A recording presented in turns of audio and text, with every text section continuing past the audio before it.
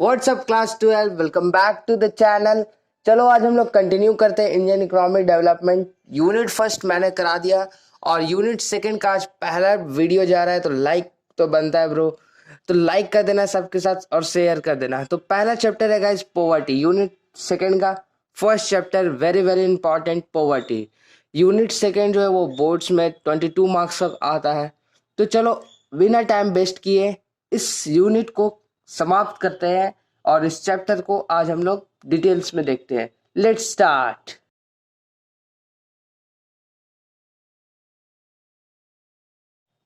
तो चलो पॉवर्टी का मतलब समझते हैं। आपको ये एरोज वगैरह दिखाई दे रहे होंगे।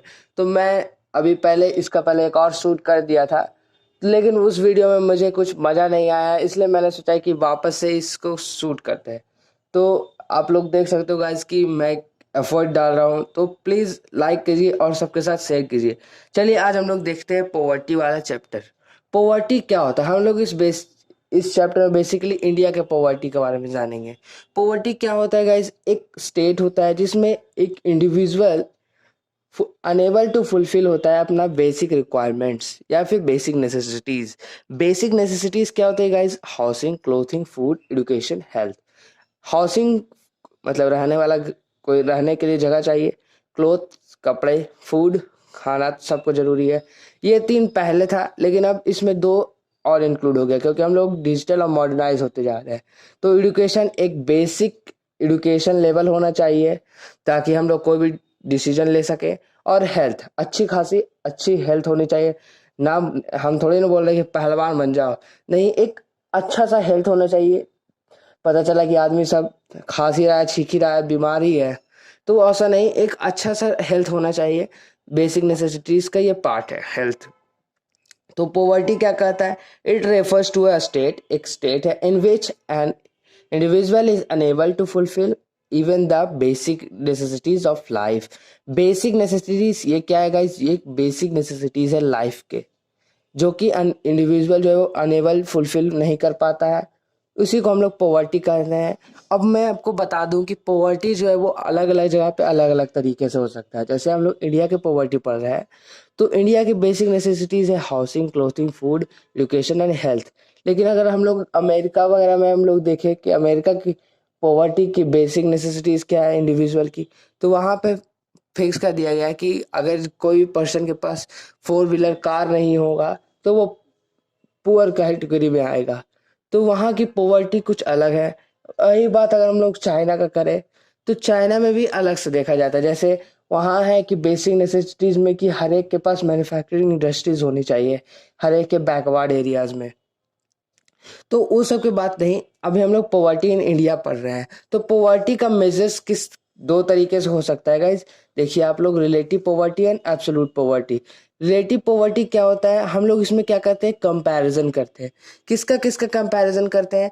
पीपल से पीपल का, रीजन से रीजन का, नेशनल से नेशन का। जैसे हम लोग पीपल का कंपैरिजन करें तो एक्स पर्सन जो है वो 10 रुपीज कमाता है मान लेते हैं, उसी का फ्रेंड जो है वो वाई 20 रुपीज कमाता है। तो हम लोग कह सकते हैं कि x is relatively poor than y, मतलब एक्स जो है वो कम पैसा कमा रहा है बाइक से अगर कंपेयर करें तो। अगर हम लोग नेशन का कंपैरिजन करें या कंट्री का कंपैरिजन करें, तो हम लोग कह सकते हैं India is relatively poor than in comparison to US. अगर यूएस से कंपेयर करें तो इंडिया इज रिलेटिवली पुअर, सबको पता है। तो इंडिया जो है वो अडॉप्ट किया हुआ है कौन सा मेजर्स को? एब्सोल्यूट पॉवर्टी के मेजर्स को।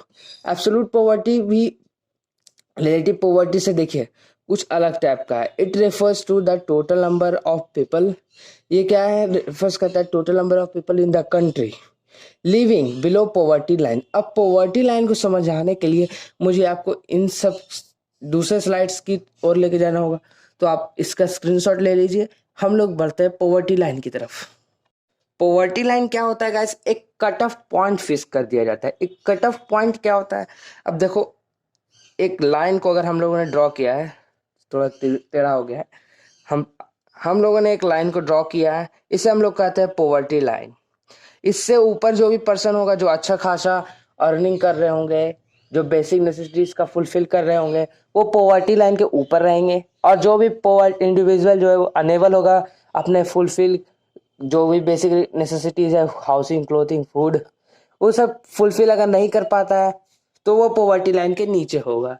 तो वही बताता है कि ये डिस्ट्रीब्यूट करता है किसको किसको, population of the country as poor and non poor, distribute करता है कंट्री के पॉपुलेशन को, कौन पुअर है और कौन नॉन पुअर है। तो अब हम लोग देखते हैं कि किस तरह से पॉवर्टी लाइन को डिटरमाइन किया गया है। तो पहला मेथड आता है मंथली पर कैपिटल एक्सपेंडिचर। मंथली पर कैपिटल एक्सपेंडिचर हम लोग कितना कर रहे हैं, तो उसी से हम लोग को निकल के आता है दो तरीके का मेथड्स। तो पहला मेथड है कंजम्पशन बेसिस पे, ये कितना कैलोरी हम लोग इनटेक कर रहे हैं नंबर ऑफ डेज में। याद रखिएगा नंबर ऑफ डेज, यहाँ मैंने मंथ्स लिख दिया था, नंबर ऑफ डेज होगा। तो रूरल एरियाज का बात करें तो 2400 कैलोरीज प्रत्येक दिन हर एक इंडिविजुअल लेता है रूरल एरिया में, तो वो पॉवर्टी लाइन के ऊपर होगा, यानी वो नॉन पुअर कहलाएगा।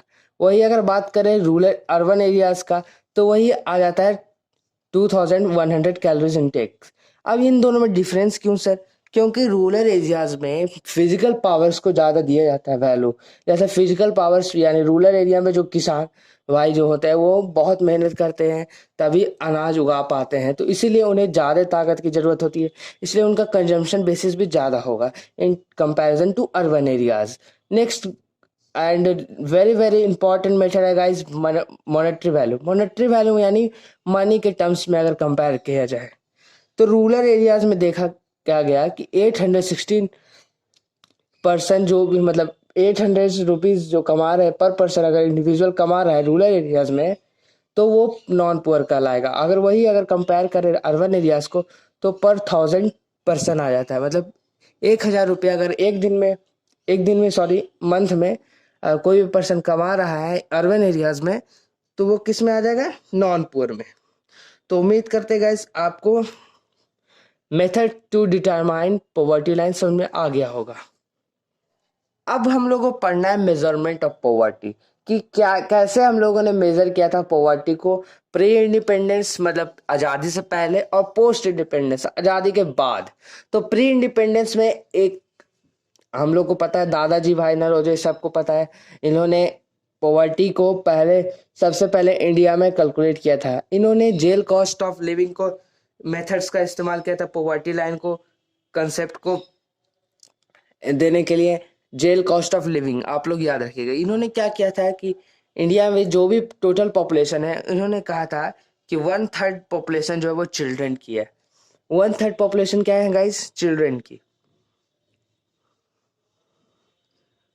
एंड 2/3 पॉपुलेशन जो है वो एडल्ट्स है, मतलब वो बड़े लोग हैं।